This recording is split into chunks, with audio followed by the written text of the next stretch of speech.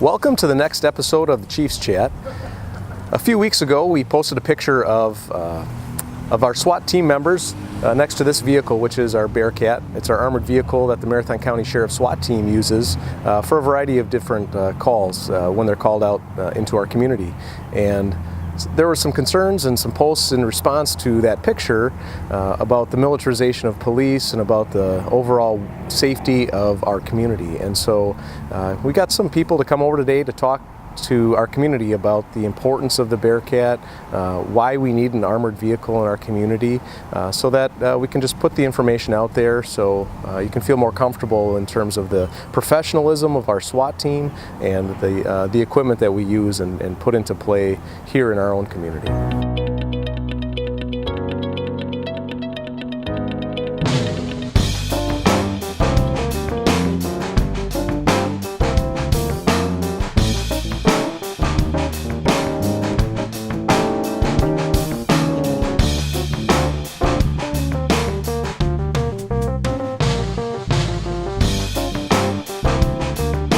Someone in the community say the police should not have this vehicle because we shouldn't become militarized. What is your response to that? First of all, the vehicle is not a military vehicle. It's a vehicle that's built on a Ford F-550 platform chassis. In fact, the motors from that, I believe they take everything else out. The mirrors are still with that, but it's built by a civilian manufacturing firm for civilian law enforcement.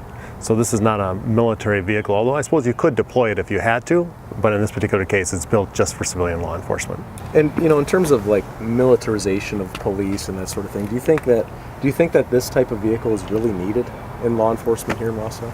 I think there's been a number of examples around the nation. Unfortunately, law enforcement needs these type of vehicles and the equipment that we have nowadays to go up against the individuals that we're facing. So the vehicle itself, as it sits, is around $300,000. Initially, we had some funding available for $100,000 through grants that covered that, and the county board elected to cover the remaining $199,000. Basically, the vehicle lasts as long as you take care of it. Now, this vehicle has gone through a number of different events, and for the most part, it's pretty solid. We have it checked every year, but this vehicle should last us a long time. So you and I both worked in undercover capacity with our Special Investigations Unit, and you know yourself that when you're going up against some of those dealers at that time, most of the time they're armed with some type of weapon. Unfortunately, we start to see that more and more in this area as we start to see individuals from outside our area applying their trade of controlled substances. So that's one key aspect, that we need to have this to protect not only our officers as they're deploying on a search warrant, but also the citizens in the neighborhoods that are around that. This vehicle has a particular name with us. It's called MARV, and MARV stands for Marathon Area Rescue Vehicle. Its sole purpose is to provide a rescue type response to provide safety and security to our officers, and we work in a rural and urban environment. And if you go out to any of the farmlands around here, especially on the west side, there isn't a lot of cover. But yet we're still taking on individuals out there that are armed and willing to take on law enforcement. So this provides our staff the ability to make those approaches, safely secure the scene, and get control as fast as possible. One of the things, after Police Week last week, sometimes it just kind of hits home that it's not just about the people that are police officers and sheriff's deputies here. It's about their families and the importance that this vehicle has to the families of law enforcement. Can you talk a little bit about that and how important it is to you to get officers home safely? So you hit on a key spot. Last week was National Law Enforcement Week, and during that week we wear a black band across our badges. My goal is to have us never have to put that black band back on our badges because one of us was killed in the line of duty. And that makes our staff and our spouses feel much more comfortable because they know that we're doing our best, you and I, to ensure the safety and security of those that are working for us daily out on the streets.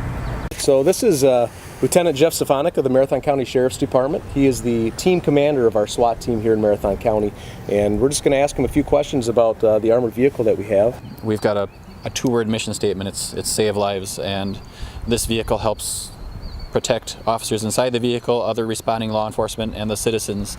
If we can park this in front of an armed criminal who's barricaded in a house, for example, this acts as a shield for the public out in front of that residence. So we deploy this on every SWAT call out. That way it's not left behind if we get into a situation and we decide we need it. We don't have to go back for it. It has the added benefit of carrying several team members, so plenty of us fit inside there. We can get where we're going, and then it provides that protection when we need protection in a high-risk situation. Great. So no matter what type of call, or if SWAT team is getting called out, you're bringing the armored vehicle? Yes, we bring it on every call out. On average, we deploy about 20 times a year, whether that's a search warrant that's been deemed high risk and the SWAT team has been tasked with assisting with that warrant, or if it's a criminally barricaded suspect or an active shooter situation. You never know what you're going to be going to on a given month, but about 20 times a year is how often we deploy. How often have you seen this vehicle actually save lives? Well, we can't know for sure how this has helped us when working in the mind of a person that we're dealing with. If they saw this vehicle and it had a psychological effect where they decided, well, it's useless to shoot at the SWAT team because they have this vehicle with steel plating, or they're here, they're present, they drove right up to my residence, and the situation ends peacefully because we were able to drive up closely to them safely. So it's probably had some benefits that we're not aware of. One thing we haven't talked about publicly to this point is the fact that on March 22nd of 2017, during that incident that our community knows well about, our armored vehicle was struck with a rifle bullet from the suspect, and we believe it did save lives in that circumstance. As the SWAT team commander, what does it mean to you to have your team have access to equipment like this? Well, for me, it's excellent peace of mind. It's one of those things that when you lie on your pillow at night thinking about the safety of your team, having a tool like this available to us where you have some ballistic protection, some cover and concealment for your team operators and the public and other responding law enforcement gives great peace of mind. You don't have to try to cross open spaces just using shields, for example, or other tactics that you can try to make it across open spaces safely. You can get in a vehicle like this and drive up to basically whatever you need to and do it safely. Well, before we had this vehicle, which is our Marathon Armored Rescue Vehicle, affectionately referred to as MARV, we used to have to approach all of our high-risk calls with nothing but a tactical shield, which will stop a handgun round but will not stop a rifle round. So this has really changed the whole way we operate our SWAT team, how we go on missions, anything from search warrants to barricaded subjects to hostage rescue. Our number one priority is safety. The police on the scene are calling us because they need help, and we come to the scene with the armored vehicle. It supplies us so much protection, and its intended use is for rescue. So we can rescue down officers, we can rescue citizens that are down. Like this past weekend, we had 2 gun calls. It's going from not simple, but basic, not as high risk calls to certainly high risk. And even our officers on the road know that if something really goes bad, they know they can call the SWAT team, but they know that we have access to an armored vehicle that would give them an additional layer of protection. For example, this was just used in an officer rescue over behind the IGA there. SWAT operators went and got this vehicle, went and rescued officers that were pinned down from a person potentially with a high-powered rifle, and were able to rescue those officers, get them away from the scene until the SWAT team could mobilize. If you see this vehicle in your neighborhood, it should be an indicator that this is a SWAT operation, and we are out there because the threshold for safety has risen to the fact we are needed as opposed to just regular patrol officers or patrol function. So when you see this in your neighborhood, we'd encourage you to just stay as far back as you can, and instead of trying to get close to see what the action is.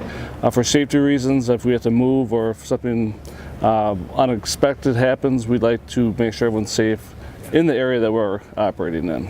So some people in our community would say that just having this vehicle is evidence that our community isn't safe. How do you respond to people when they talk about that? Yeah, I think it even resonates more so when we're out talking to other officers in different areas. The Wausau area, basically the entire Marathon County area, is very safe. area, especially in the state of Wisconsin. Just the time and the world we live in, we want to make sure that we keep citizens safe and officers safe. So this type of equipment is essential to providing that service to the area of Marathon County and the city of Wausau specifically. Yeah, for sure. Can you talk about the quality of the SWAT operators that you have on the Marathon County SWAT team? I would put our team right near the top. So in Wisconsin, a Milwaukee PD is the only full-time SWAT team. All the other jurisdictions that have SWAT teams, they're part-time, meaning they do their regular day-to-day function, whether it's patrol, detective, or something similar. And then if there's a need for a SWAT page out, then they'll pull together and go on a SWAT mission at that point. So for the teams that are just the part-time teams, with the way our team is broken up with different functions and roles, like snipers, team leaders, we have one of the highest functioning SWAT teams in the state.